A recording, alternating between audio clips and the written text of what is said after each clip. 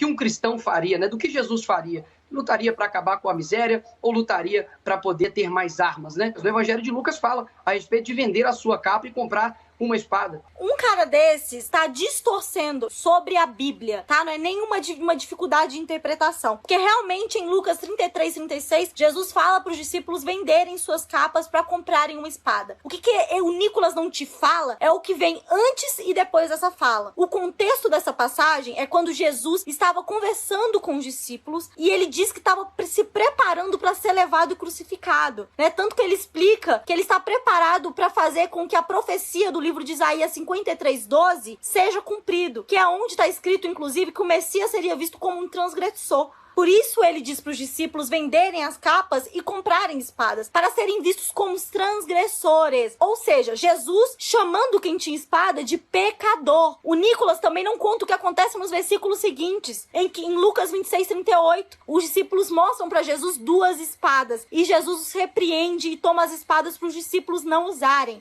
Tanto que em Lucas 22:49 a 22:51 está escrito que Jesus estava sendo levado preso e os discípulos perguntam para ele se deveriam protegê-lo usando espadas. E Jesus repreende. Jesus diz que não é para fazer isso. Tanto que quando Pedro fere a orelha de um homem que estava levando Jesus, Jesus não só briga com Pedro, como cura a orelha do guarda ferido. E ainda diz o seguinte, como está descrito na Bíblia, tanto em Mateus 26, 52 e 53, quanto em João 18, 10, 11. Jesus fala o seguinte: devolva a espada ao seu lugar, pois todos os que usam a espada morrerão pela espada. Basicamente, o com quem ferro fere, com ferro será ferido. Então, eu me pergunto, por que o Nicolas tem interesse de distorcer a Bíblia, né? Todo mundo sabe que Jesus andou com todos que eram considerados errados na época. Pessoas que eram consideradas pecadores, com prostitutas, adúlteras, pessoas doentes. E para essas pessoas, Jesus sempre teve palavra de amor, cuidado,